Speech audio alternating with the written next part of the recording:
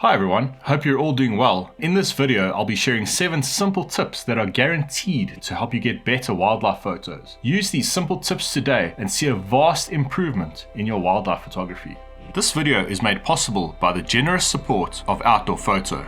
Tip number 1, shoot in the rain. This is by far one of my favorite times to photograph wildlife. Adding the element of rain can add so much mood to a photograph. The landscape takes on a more saturated appearance and dramatic skies can be included in your photographs. Keeping your gear protected is obviously important, but I don't worry too much about gear getting a bit wet. Dark backgrounds help accentuate the appearance of rain. Also, experiment with different shutter speeds. Sharpen the rain into drops or blur the rain into longer streaks. Tip number 2, low angle perspective. Photographs captured at ground level offer a rarely seen perspective for the viewer, but more importantly, the low angle creates a more intimidating subject appearance which helps create a more dramatic photograph. Don't be afraid of getting down as low as possible. If the area you're in allows it, get down flat onto the ground. The results are so worth it. Underground hides in reserves such as the Zamanga Private Game Reserve in South Africa offer dedicated underground hides which provide amazing opportunities to photograph wildlife at ground level. Low angles work especially well with water-based photography too. Being mere millimeters away from the surface of the water with your camera offers an incredibly intimate perspective to capture striking photos. Tip number 3, use backlighting. This works well during the first and last 30 minutes of the day when the light is low and warm and creates incredibly dramatic results when used correctly. Shooting into the light in dusty environments creates a wash of beautiful golden color, enhancing the atmosphere. Backlighting helps accentuate specific features on animals or the landscape.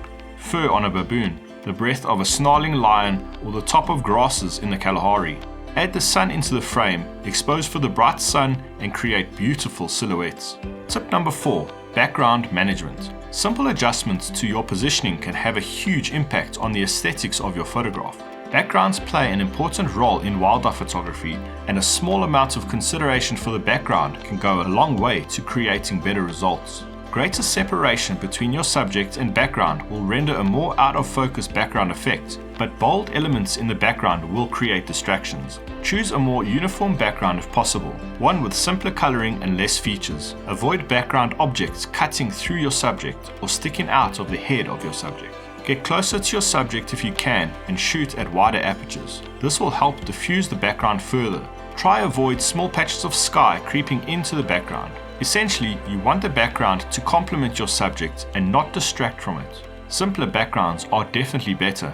Tip number 5, use a wide-angle lens. Instead of focusing up close on an animal with a longer lens, zoom out and include the environment. A close-up portrait is great, but zooming out and including the environment helps tell a different story, especially in iconic areas such as the wide open plains of the Masai Mara or under dramatic weather conditions. A versatile, wider zoom lens like the Nikon 24-200 for example, provides easy framing opportunities, allowing for super wide or mid-range telephoto shots. Wider focal lengths work well with large groups of animals like a herd of elephant or migrating wildebeest. Adding context to your subjects helps to tell a greater story.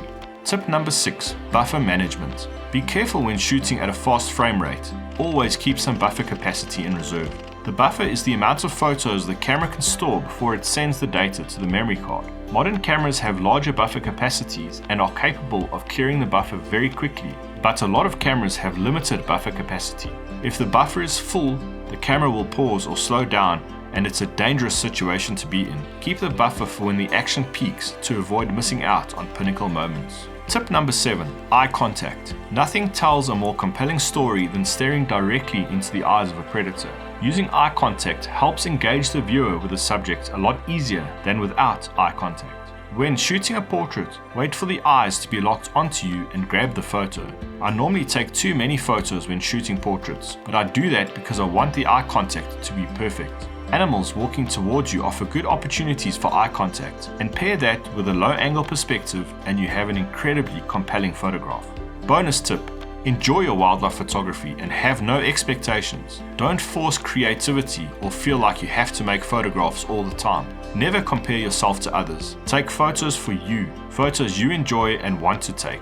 Your photos will improve. Take your time, explore what nature delivers, and avoid the pressure to create. Let me know in the comments below which of these tips you found most useful. I'm also keen to hear from you if you have any tips for me. Join me on a wildlife photographic trip here where I spend 17 nights exploring the entire length of the Kruger National Park. But until next time, cheers.